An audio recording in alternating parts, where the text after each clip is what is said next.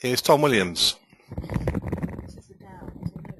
That's the Dow. What do you want up? The other one, do you? Yeah, hi everybody. Tom Williams here. Yeah, I've been working with Gavin the last hour or so. Gavin was doing his new Metastock, showing his new Metastock plugin. Seems to like it. Be quite honest, I haven't actually seen it yet. But, you know, I like the VSA program, be quite honest. I mean, all this other stuff's fine. But anyway, can you see my chart, Peter? Yes. Good. Okay, now we've got a 15-minute chart Dow future. of the Dow Jones future, which seems to give quite a few indications here. Now, this sudden markup here that we saw here, I was actually watching that, right? It did admittedly come out of the blue. However, I was sitting here and they marked that up and whipsawed the market in just a few seconds, just to show you how they can do it so rapidly. And it was slightly whipsawed. Look, they marked it down and marked it up high. The volume is far too high, though. Markets don't like ultra high volume on up bars because it shows basically that there's a lot of supply, and it's supply that stops the market from going up, because when the buy orders come in, then if there's a lot of supply there, there's somebody out there, the so-called smart money, right, want to unload their holdings bought at lower levels. And that's why the markets don't like ultra high volume on up bars. And that was marked up on some news about employment rate has risen, right, after all these years.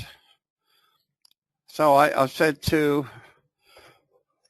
Peter and Rita just a few moments ago, I said, so there's a bunch of people that were unemployable have suddenly now got jobs after a year or so. All right, so that's enough to drive this market up, is it?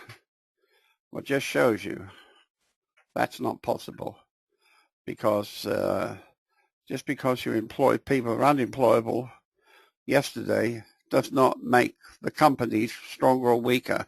So it just shows you it's professional money marking it up. And that's what they do. They will do. And that's probably a very good idea to stay clear of the market when news is coming out, unless you've already perhaps got a position. But anyway, there's the high volume. That was up there in a second or so. Next bar, look, it's a blue up bar, but look, notice a narrow spread. It's got a signal on it. What's that? Possible hidden selling. Possible hidden selling. Right, so the computer's come up with something. Don't forget, all these rules were written when you aren't under any pressure at all. You were not in a trade. There was nobody listening to you. You just sat there and logically figured out what makes the market weak, what makes the market strong. You instruct the programmer, and then he puts the signal in, and then you've got to go to the laborious routine of testing it. And I remember even the programmer saying, well, you don't expect everything to work on all these different time frames, on all these different markets. And logically, he sounds right. But although they're very clever, these programmers, some of them don't have a lot of insight. They just want to know the facts. It's almost like if you stick your head out the front door in the morning and it's icy cold, right? You close the door, you go back into the warm of your house. But the thing is, that icy cold is being affecting everybody. All the different people, all the different houses, whether you're in cars or wherever, that cold is universal at that moment. And that's why these signals tend to work. So it's not different down the road or the back garden or something. It's exactly the same. And I think you'll find, if you look at it carefully, that when weakness appears, it affects the whole markets. Right? So we've got an indicator there. We've got a red bar here. Look, looks a little bit like an upthrust. And look at that low volume. Now that's not a test. That's definitely not a test, look. Although the volume's low, because we've got this weakness right behind us. We've got at least 2 bars here behind us of weakness here.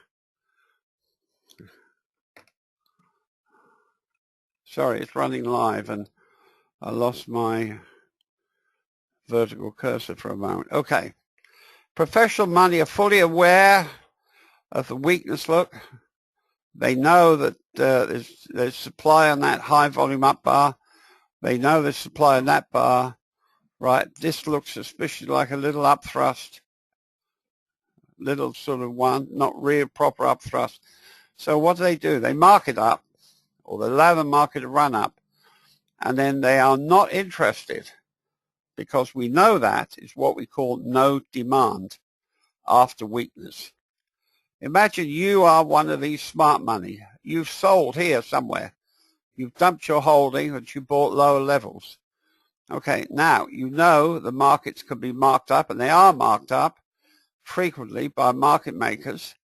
But because you and the other professional are not interested, it's shown in a very low activity, look, of the volume.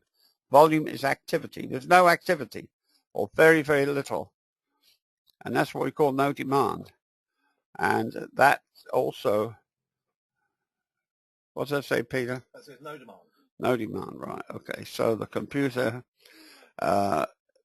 put the cursor over the arrow, press F1, and you get this information box, look.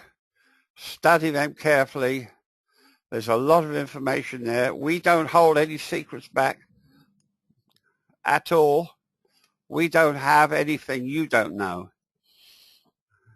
Okay? Then a widespread down look immediately after those, well, really 1, 2, 3, at least 3 or 4 bars of weakness. Immediately, this is a bar that Gavin calls gotcha bar. And it's actually good. It's a very good label for it, actually. It's a very widespread down, close on the low. There is an increase in volume, but that's all right. But the reason for that is professional money know herd behavior. And they know that people that perhaps wanted to short up here but hesitated, right? And now, when they see the market plummet like that, they think, oh, I missed that. I've missed that move now. And all this, it helps the professional money to make more money.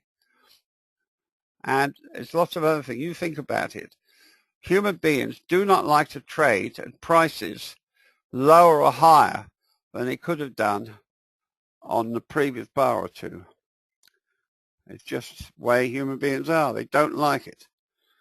And they tend to withdraw from the market and wait and see what happens. So the market falls. Right, there is a sign of strength that came in there, but they're red bars, and they tell you in the dialog box that you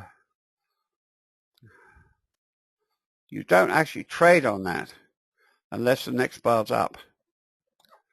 Okay, so we do appear down the bottom here to have had a little bit of stopping volume. Now this is the S&P, no, this is the Dow Jones, which is following the S&P.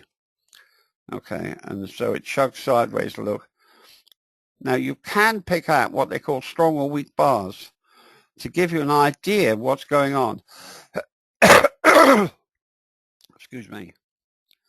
Right, the blue bars are up bars. Most of them, look, are not greatly enthusiastic for the upside, but it's the down bars that we're going to watch. Down bars, that is a fairly strong looking bar, look. It marked down, closed near the high, and the volume is lowish. And that one is. And that's why the market hasn't fallen. And it looks as if it might possibly want to go up. Now, what's interesting is that, as you know, we do a newsletter, and we put it out, I think, last Sunday. And, well, can I put the daily chart up? Yeah. Of The S&P future. I like to look at the daily chart. There was one with trend lines on. Oh, weekly. Not daily. Yeah, I thought it didn't look right. That's better. Right. Now this is the weekly chart. Now we commented in the newsletter that the market, although it didn't look all that strong, it didn't look weak either. And we anticipated that the market was quite likely to go up this week and even possibly hit that trend line. Now that trend line is a resistance line to higher prices, and it looks as if they try to mark it up, but it's failed. Look, of course the market was closed. That's why the volume is so low here. Look, on these two bars, look. When the storm hit New York, look, absolutely nothing really at all. Perhaps people might have thought that would cause the market to fall. But of course the market's liable to do the exact opposite to what you're thinking. That's the way it works, or really the way it has to work, because you have to have more losers and winners for these things to work. If everyone was a winner, you wouldn't get these moves that you could trade up and down like this. Anyway, it's Friday today, right? So we know that Friday we have to be careful, because Friday they know that whatever they do today will influence the news over the weekend. The television reports, the newspaper articles, and they love to mislead you, if possible, to get all these reports wrong, basically. Right, put up another time frame of the S&P. 5 minute, perhaps, something.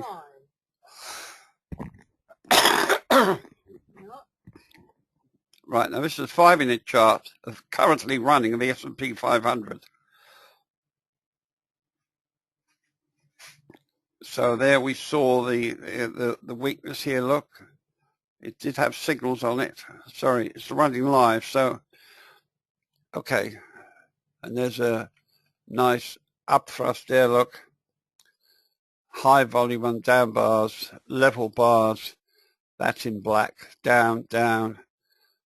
That has to be, well, it's high volume, but it's not, because the computer, relatively speaking, tells us it's low. And that one. So that's weakness. You see it very, very often. But when you see a market declining like this, if you see any blue bars or even a black bar, which means it's level, if the volume is clearly low like that, then you can bet your bottom dollar that's no demand, and you're going to get lower prices. So the market's fallen. Right. Nothing much appears to be happening. There's a little bit of whipsawing down here. Now, please, if you've got any questions, we got Rita and Peter look at the screens. They'll read the questions out, and I'll do my best to answer them.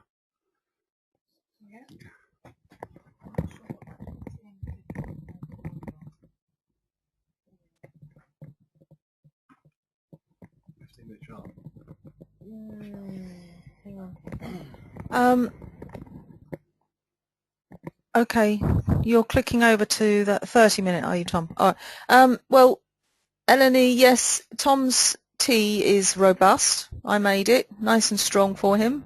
What was that question? Lance, you had trouble getting the newsletters. Can you explain what happened?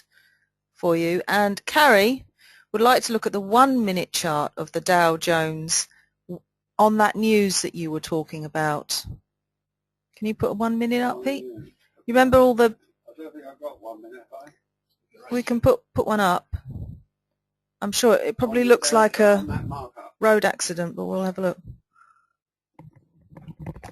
Yeah, one. So 1 minute? it was 12. Not yet. You haven't pressed enter, Peter. 12:30 our time. Okay. Of course, this is going to keep on Hang on, Tom. Let me. clicking on. What time was it? 12:30. Looks like it there, is it? That's it. That's the right. Getting it there. Oh my goodness. Was that in 1 minute? Yeah. I'm not that well there. Well, is there anything to say then? Oh. There's You've trouble got 1 here. minute to talk about it. You've got 1 minute to talk. You can only talk about it for 1 minute. That's right. Okay, it's a 1 minute chart, which is interesting, look. But it just shows you how they do mark the market up, look. Because if this is a 1 minute chart, you mean to say they rammed it down, went to the high within 1 minute, which we saw happening. So there's an example of whipsawing, look. 80 points. They catch all the stops below, they catch the stops above, they mislead as many sort of people, all on the back of people that couldn't get a job have now got a job. What do you think about it? You know, and tell me where the connection is. It has to be professional money, knows the news, and they're just using it to whipsaw the market around. And here, look, right, there's a markup. There's a no demand, look. No result from effort, it says. Yeah, well, this is slightly different signal. It says no result from effort, which is kind of interesting. In other words, there's been an effort in the background, right there and there, and because it's gone up on a very narrow spread, looks like a miniature upthrust, it comes up with a signal, no results from any effort to go up, which is kind of interesting. And that's your 1 minute look. Right? But I don't follow the 1 minute, to be quite honest. Can you put something else up? Yeah. Yeah. Shall I take the microphone? Yeah. Some interest in... Oh, Mitch says, could the effort be the higher volume, Tom, on that chart that we have? Yes, that's all effort, he says. That volume is all effort with no result. Two people interested in gold. Alan asks, can you give us your view of what the gold futures market is doing now and what could one expect next week? And Lance says, I'm not in a trade at the minute, but do you think with what's happened today, I'm safe to short gold down to 1671.11? Oh. So we're just getting it going. You don't have the gold charts, that's the trouble. You've got the end of day. We've got the end of day. End of day, continuous contract. Not today's actual. Yeah, we've only got the end of day continuous contract, so we'll look at that. Was it not up to date? Oh, what's that? Right, okay. So Lance is looking to short, and Alan says, what do you think for... Let me just check something here, Tom. Hang on. That's weekly. We can possibly see something of today. Oh, okay. No, we can't. That says 1st of November. Yeah, so we can't do that one. Right. Okay. So Bear with us, we'll get there in the end. here's the daily gold future up to date till yesterday. So we don't know what happened yesterday. Perhaps you could ask what happened to the price today so far. Lance, before Tom speaks, he says, what's happened with gold today so far? It's collapsed, Gavin's saying. Oh, is it? Do you want the headphone, Tom? So he's interested in shorting it and what's happening for tomorrow. And Well, Gavin's the trader that watches gold like a hawk. I don't have, for some reason, the charts on gold. But this the nearest I've got is this daily chart. It's up on the screen now. oh, it's at 1678, Tom. Right, and yeah, and yesterday's looks like an up thrust, doesn't it? Down here. There. Yeah. Now, today. So I couldn't really.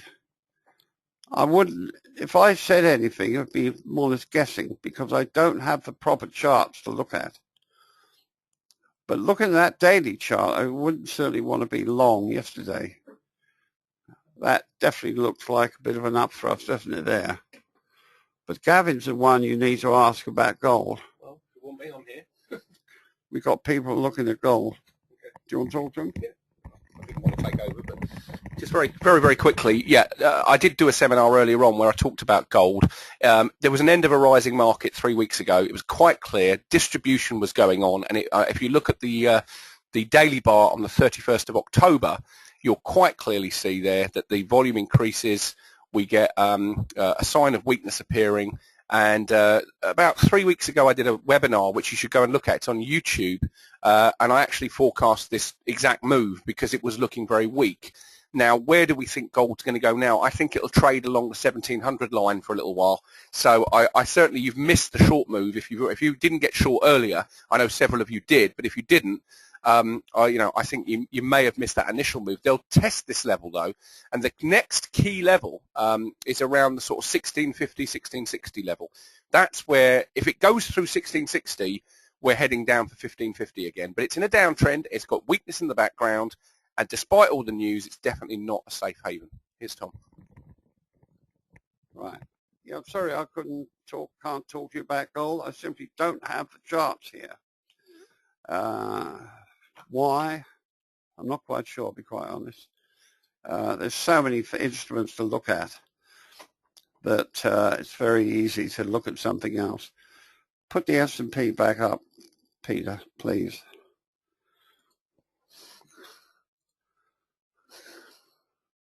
Now that's the daily chart, right? yeah, S&P future. That's the daily chart of the future, right? Look, we're just looking at it now. It looks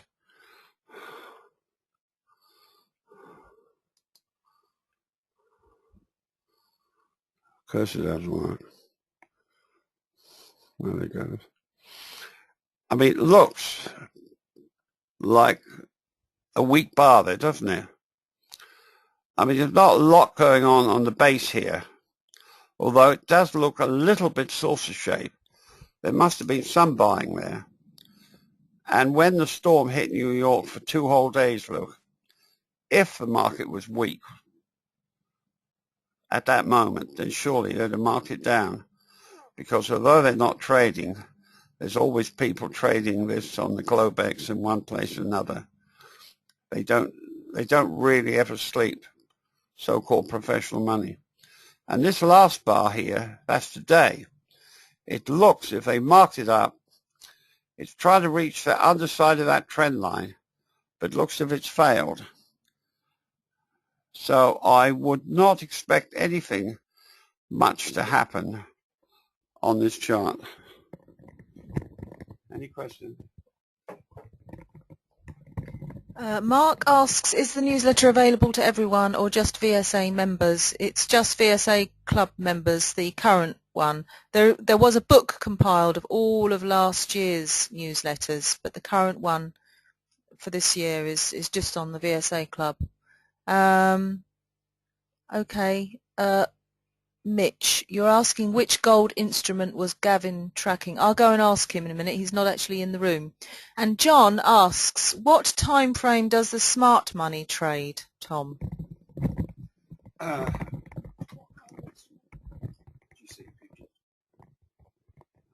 What time does the smart money trade? Well, they'll trade whenever they're available and wherever there's an opportunity. What time frame? What time frame? Yeah, which bars? Well, it doesn't matter, does it? Because, as I said, if you open the door at 9 o'clock in the morning and it's cold, it doesn't matter where you open your door, in that within a few miles of that area, it's still going to be cold. I don't know whether that makes sense or not. But you're not going to have the weather different half a mile down the road, are you? So they will, you see, I mean, I personally like looking, first of all, I like to look at the daily chart to get some idea of the general direction and which way the markets are going to go. And sometimes the daily chart shows such a very, very obvious principle that you can actually trade very well on it. But then we tend to then look at an hour and then perhaps 15-minute chart. And I'm sure the professional money, whenever they see an opportunity, they will certainly move in. But don't forget, most of them are not following charts like we are. I know the market makers, they're seeing all the supply and demand coming in on those big boards they're looking up at, and they can sense the balance of supply going on, and I've seen them do it. So they're not actually holding computers and charts in their hands, but they're still looking at what we're looking at, the supply and demand, the balance of supply and demand.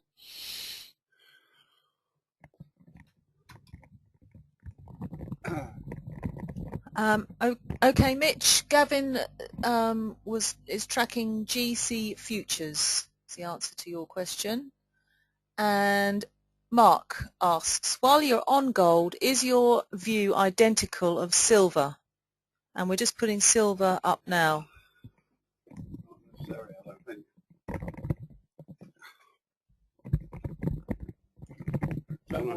You answer it. It's your seminar. See what you say. Well, I don't look at I mean, I've looked at the silver chart occasionally compared to gold, and very often it has a mind of its own. It doesn't exactly want to go in the opposite direction, but it certainly sometimes languishes while the gold is moving up. But don't forget, that's why you need to specialize in an instrument so that you get to know how it behaves, because it will behave the same way, or it'll follow the same sort of principles, because it's the same professional trade that's trading in the background. Professional money, they tend to specialize. They don't trade silver then suddenly decide to go and trade wheat or something. They specialize, and that's fine. Then you get to know the way it behaves. Have we got a silver chart? Yeah, yes. You've got a silver chart there. Yesterday was not close. Is that it? Yeah, silver. Oh, that's silver. Yeah. Oh, it's definitely up thrust here. There's a weak bar yesterday appeared. You certainly wouldn't want to be long on silver, not by looking at this chart at the moment, or yesterday. Is that right, Peter? Yeah, correct. Now we've got a question on the 15-minute Dow, or not so much a question. Is that yeah, what that is? Question. Read out the question, yeah. From Damien. All right. Apparently that means Dow. The Dow 15 minutes looks like a short entry setup, says Damien. What do you think? I think I know what I think, but I'm going to wait to hear what Tom thinks. What do you think? Well, for me, there's too much strength in the background. Yeah. Exactly. What you want to look at is this big volume. Where was the biggest volume, which was that 14-15 bar? That's what I'd be looking at, which is telling me it's strong rather than weak. Well, But then strength. Actually. Yeah, there's potentially, but there's nothing. No- There's nothing no there. demand works But best let's at the top of go the for Tom. I mean, Rita loves this chart. This is what she trades when she sees something. But we look at this chart now, and in the background, look, what time frame is this? shelf. 15. 15 minutes. Look, right here, look, we got what looks like stopping volume. In other words, it's been marked down, a red bar into fresh low ground. There's nothing immediate to the immediate left. We got weakness behind us, so we got a fall, right? Now, whenever you see high volume coming in on these down bars like this, that could be stopping volume. But we don't say it, it just alerts us really. But what we want to do is see a decent test. But there's no indication I can see that we want you to rush out and short this at the moment. Although there's a little bit no demand on that bar. But don't forget, even if this wants to go up, it's going to test this high volume here. And if it's weak, then they'll probably have a nice, decent clear up thrust where they'll mark it up. And you'll all look at it and say, oh, it's going long, look. And then only seconds later, sometimes, it'll close on the low. And then you know that's a built-in sign of weakness. And you can short it. But it's nothing all that obvious at the moment. Admittedly, you've got a little bit no demand here on this signal here. And that's why next bar's down. But there's nothing all that obvious. And Rita wouldn't do it. And she specializes in this Dow. There's no obvious setup there. No obvious setup. Oh, okay. Yeah, Alan, the book with all the newsletters from last year, it should be available on the Trade Guider website, or is there a? It's on the tradeguider.com under educational resources. Okay. Your question on the newsletters, Lance. I'm not sure why you're having trouble. Do you know why Lance could be having trouble? Do you know where they are? Yeah. We'll work on that. Okay. This is one from Lance. He says, I cost myself so much by not staying in my trades. Why can I not hold it? Well, I'm exactly the same, Lance. And Tom will probably tell you about his simple trending system, which I fail to follow quite often myself because I'm like you. I panic out of them. And I think it's something that you will develop through your confidence and experience. Well, it's human nature. You don't want to lose what you've already got. And I've had many people in the past saying, Tom, yep, I got in right in the low on your signal. It was wonderful. However, I sold out far, far too early. And I took some money, but I could have made a lot more. It's very easy to get psyched out of a trade, shaken out of a trade that you're long on and making some money, because traders do not like giving up what they've already made. And the market is so devious and cunning, it will often do that deliberately just to get people like you on the wrong footing. So what we've done, I mean, I designed a trending system many years ago. Well, I think it was 8 years ago or something. And it worked most of the time. But the trouble was, very often when the market turned, the trending system didn't turn with it. And I was putting such a lot of effort, and you're paying these programmers, keep testing it and doing this, doing that. So in the end, I realized that surely what VSA and what we like to tell you is everything is straightforward and simple. It's not complicated.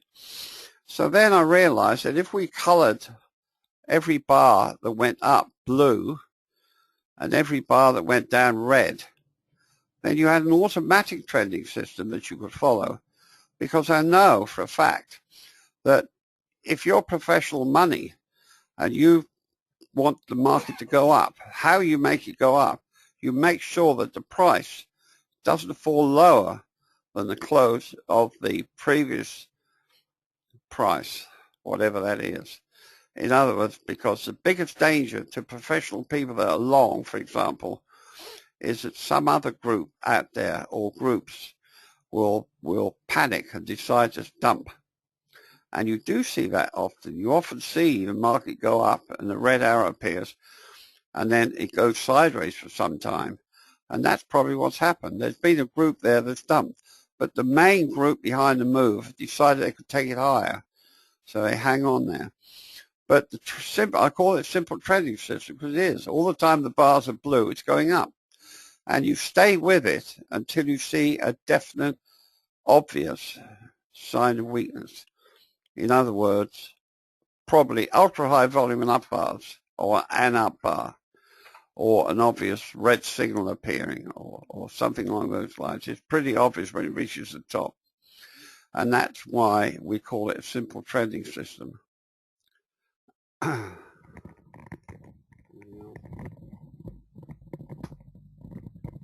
There's something here from Mitch, which is quite useful for everyone. Regarding the question on useful timeframes, Mitch himself finds the daily charts very useful when combined with carefully drawn channels, supports, resistances and VSA principles as the price approaches those lines. You any comment there, Tom? Great point. Well, it's a great point, says Gavin. Absolutely, you've got it worked out there, Mitch. Yeah.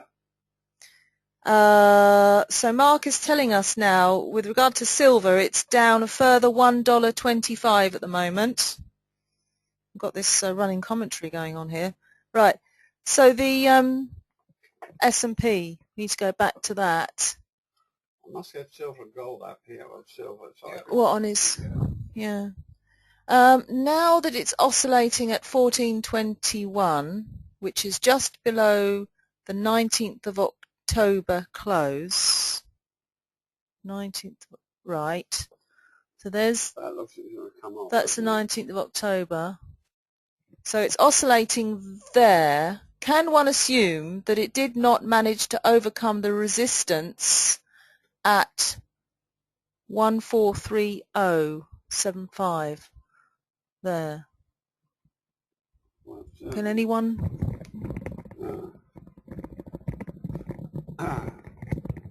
Next week. Well, right, yeah. They marked it up yesterday, widespread. That's an effort to go up, obviously. Look here. For all to see. But the result of that is, in last week's newsletter, we anticipated possibility it might hit this underside of the trend line. And once it hit the underside of that trend line, it's liable to come off.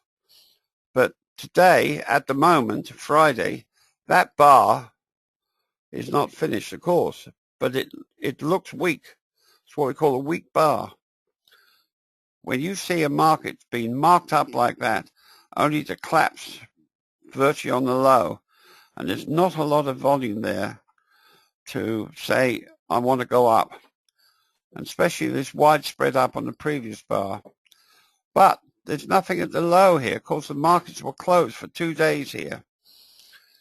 And we anticipated high prices even around here, if you look at the newsletter last week.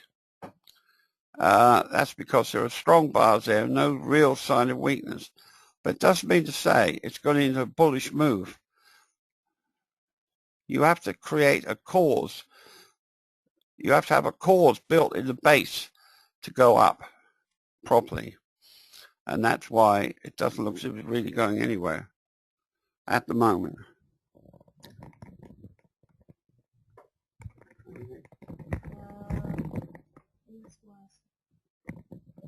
James is directing us to the 4-hour chart. Oh, we haven't got, can you put one up? Yes. He says the 4 hours got an upthrust. It has a huge upthrust. Oh, well, we saw that. Put the 4 hour. That's a 1 hour, yeah, so that'll, yeah. Put 4. That's why it's languishing, not want to go anywhere. I've got the 4 hour. 240. 240. Right, my maths are good.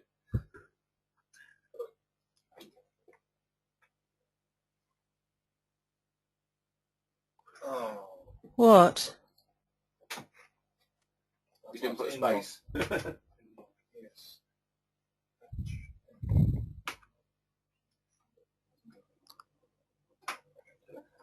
Edmund's also asking, what's a proper cause? Oh wow, look, there's an upthrust. Well, looks like one. That's the 4 hour. 4 hour chart. 4 hour. You put 20 bars up, I can't see that. Yeah. Well, on the 4 hour chart, it certainly looks like an upthrust, doesn't it? Which it is. So that's obviously, well, the reason why the market's languishing, and it doesn't seem to be interested going up higher to hit the underside of that trend line. If this market goes up a little bit now on no demand, then you expect lower prices next week. I would say that definitely is. But that's interesting. But all these different time frames reveal a different story very often, or a more obvious story. That's very interesting. That's a 4 hour, is it? Yeah. Yeah, that's good. So Edmund asks, what is a proper cause? Right, a proper cause. Right. Well, I think it was Wyckoff himself, or Bob Evans, who used to teach at the SMI group, mentioned many, many years ago. Imagine you open your front door and you've got to go to work. So you get on your bike, this is his days, and you're cycling along, and you come along across a plot of land, a building plot, right? And there's a huge crane and diggers and heavy equipment, and there's already a big hole there already, right? You assume that there's going to be a big building there. You know immediately they're not going to build a 2-bedroom bungalow or something there. The cause is being built for a big, probably semi-skyscraper or something. But if you go by that plot, it's just a guy there with a wheelbarrow and a shovel, and he's just playing around there. You know that he's certainly not building a cause for a skyscraper. And that's what they say about the market too, is that when you see a big move imminent, then there should be a cause at the bottom. And that is really normally very, very high volume on a down bar after a decline. That shakes out all the weak holders that are locked into the market. Don't forget, they're aiming at the herd. The herd, it's called a herd for a very good reason, because they do tend to do the same thing under pressure.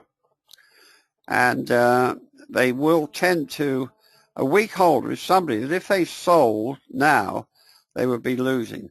The herd, they don't like that at all. And so consequently, what they're saying to themselves is, look, as soon as I get a rally, I'm going to get out of here. But you can see the way the markets, the trading system works, the structure of it, they don't allow you out persistently. And then a point will be reached when it gets so low and the news, bad news comes out, that the herd will tend to dump their holdings. And you could see that on massive high volume on the down bar as the professional money move in and say, thank you, we'll take that, we'll buy that, we like this level. And that's the start of a cause. And then normally the market then has to go sideways, up and down a little bit, not massive amounts, as they're accumulating more. And you see them do that frequently, and you see them testing the market, and you know then they're building a cause for an up move, a decent up move. But as I mentioned before, that we looked at the daily chart over last weekend, and it didn't appear, although there appeared to be fairly strongish bars, or certainly not weak bars, there was no massive cause there to say we're going to generate a bull move. You look at it, there was nothing. Read the newsletter if you can. There was really nothing there. So that's how a cause is built. And of course, they do the exact opposite on the upside. You have to have a distribution phase to get a really proper bear market.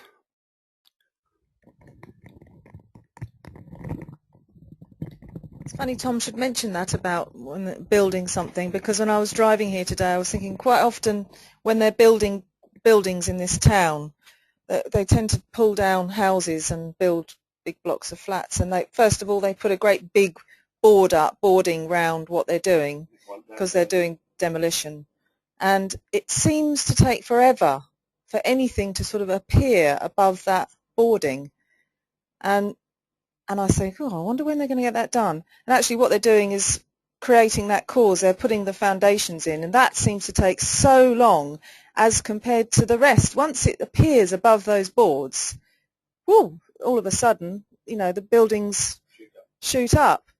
So that's the importance of a cause. Carrie would ask Tom on that subject, would a point and figure chart tend to illustrate the size or strength of a cause? Yes. The answer to that is a definite yes. That's what they were designed for, point and figure charts. I used to draw them for the syndicate by hand.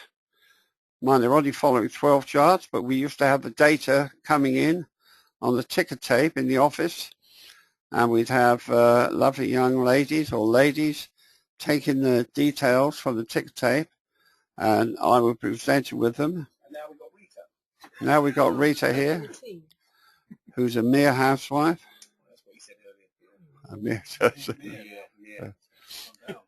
In other words, what we're doing, we're really telling the men off. Because if Rita can do it, there's no reason why most of the other men can. So, but a point and figure is very, very interesting. I don't have a point and figure in this program. I did have one, but it wasn't working quite like I wanted. This was early days, so I told the program forget about it for the time being, and we've never really put it back in. But it's very good if you can get a point and figure chart working, and then you'll definitely see the cause. But what's interesting is if you do point and figure, you still need to read a daily bar chart, because you need to know on the point and figure when support first arrived. In other words, stopping volume. And then it can cannily joggle sideways, may go up a little bit, but then they get what they call the last point of support. And that goes right down to the same level, usually, of where you first saw the stopping volume. And that gives you a clear indication where you can take your count across there. And I used to take counts, and I used to think, ooh, I don't think it'll ever go there. But they do. They always do. It may take some time. But point and figure charts work because that's demonstrating to you the cause or the effort being put into that market to accumulate it, which will eventually result in a move.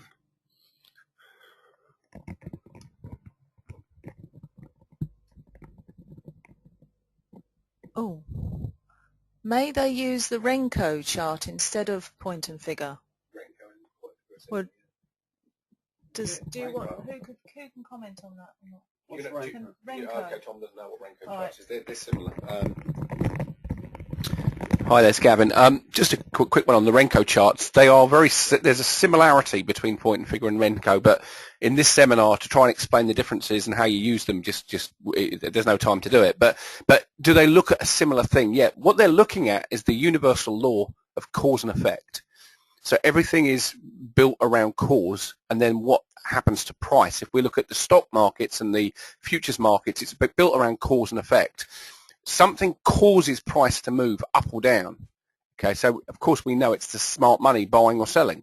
So the Renko charts, and if you want to know what Renko is, just type it into Google, and that's the best way to do it. And then type in point and figure into Google. You get very, very good explanations of what the two do, and they are very good.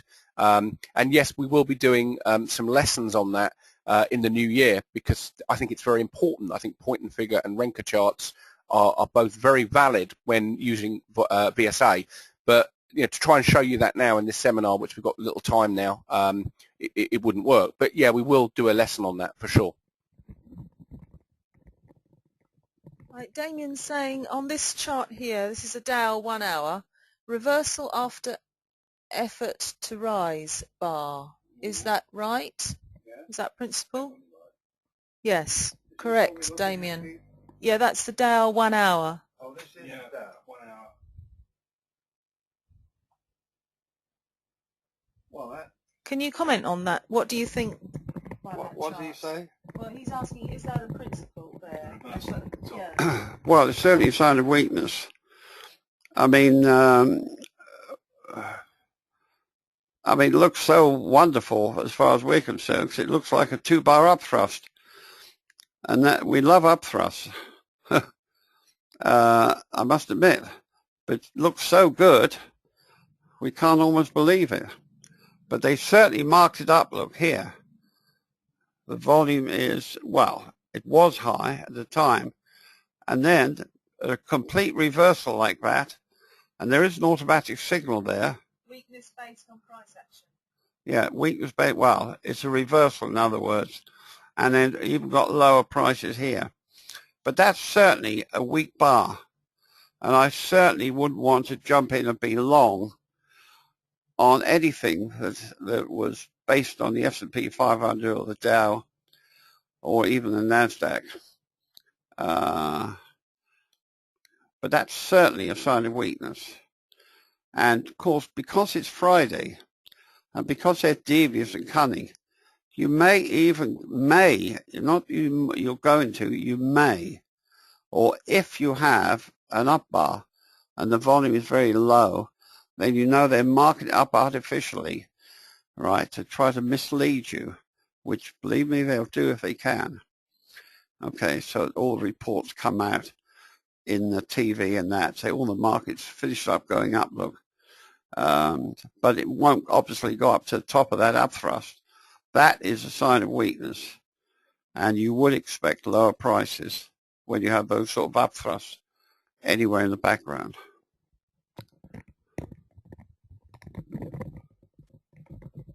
Okay, we're running out of time, but here's a question here from Peter, who asks, in the next some days, the decision is to be made about staying of Greece in the Euro group. Tom, do you expect bigger market movements? I trade options, and your market judgment was always, for me, helpful.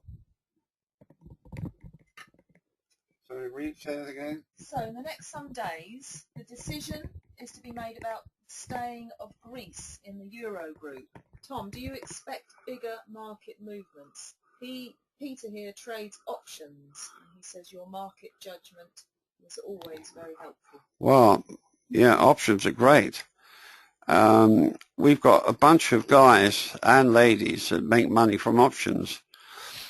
But the feature they all seem to have is they don't hang on to them too long. Even 1 day, 2 days, 3 days, that's it. Because when you think of it, options can be a bit of a con.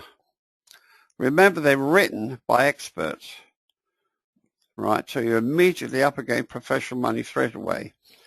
But if you've got an option, say, oh yeah, it's got 9 months to run. Look, I've already made $200, look, and I've only had it a couple of days. That's wonderful. And you think, oh, how much more can I make if it's going to run for another 9 months? But you'll find if you hang on, you'll finish up losing, because that's the way options seem to work. So the guys and ladies that are in options, as far as I know, right, are only in it for a short space of time. 2-3 days at the most, some of them, and they take their money and run. And believe me, this time element is definitely you're open to being misled, conned by the time effort. And it's the way people think, you know, oh, well, 9 months, I've got 9 months to make money on this. But you won't make money because those options are written by skilled professional people. They have specialized option houses that do it. And they certainly stay in business, not by giving you money. And don't forget the question bit about, do you expect bigger market moves with this your Greece business? If Greece fails and is kicked out of the euro, right, then you would expect the market to be whipsawed on that news. We know that's going to happen. Now, whether they whip it up or down, who knows? But when you watch it, that's what will happen. They know the news well in advance. You'd be very naive if you thought that the professional money in the market was not fully aware, well in advance, what the Greek economists or the Greek government was going to decide to do. They know that, and they will be prepared for it, and they would definitely whipsaw the market. But all the ins and outs of it, you know, you can argue one side or argue the other. Trade what you see. Trade what you, there, Gavin just piped in, which is good, and just said trade what you see. Don't visualize anything in the market. The market will not do what you wanted to do or even have a gut feeling it's going to do. Because generally speaking, your opinion is based on information pouring into you from all sorts of sources here. And when you're sleeping, your mind is formulating an opinion, whether you like it or not. And you can bet your bottom dollar that opinion would be wrong. So you have to concentrate and only trade what you see. What market's this? Mark wants you to have a quick last look at the 5-minute ES. And that's what this is. Well, it's definitely not for us there, isn't it, though? Yeah. Well, you've got loads and loads of weakness in the background. That's weakness without any question, look. And the market has fallen down here. Maybe a little bit of support came in there, but only a little bit. There's not a lot, look. And it's quite likely that you may get a bit of an up move because it's Friday. And if that goes up on no demand, right, that's done deliberately to influence the TV and all the newspapers over the weekend to say, oh, well, the market's going up now, look. And that's how that's part of what they do. It's best to wait and trade only on the principle you see. Okay, so there's some sort of support came there. But if that was genuine, you'd see it go sideways a little bit or somewhat and then test. Then if you saw a test and the volume was clearly low at that level, then you could say, yes, it's going to pop up. But you've got this weakness over you, look. Especially this one, look. There's a serious looking sign of weakness right over you. They're going to take pop shots at you if you try to go up. Gone up on quite low volume there, that last bar. Has it? Well, that's no demand. That one, yeah, it's quite low, but yeah, we know yet. Okay, Any more? no, that could be it then for today. Yep. Okay. Yep. Yep. Go to infinityfutures.com. Go to infinityfutures.com. Detective Holmes, Follows the Smart Money, 1 o'clock, and I'll be trading live. I can see a setup already. 1 o'clock, Detective Holmes follows the smart money and he'll be trading live and he can see a setup now. That's Gavin. Yep. Okay, we'll be doing the newsletter tomorrow. Tom will be. Tomorrow is Saturday, okay. yeah. Yep, Saturday. And we'll see you again same time, same place next week. Thank you for coming. Bye-bye.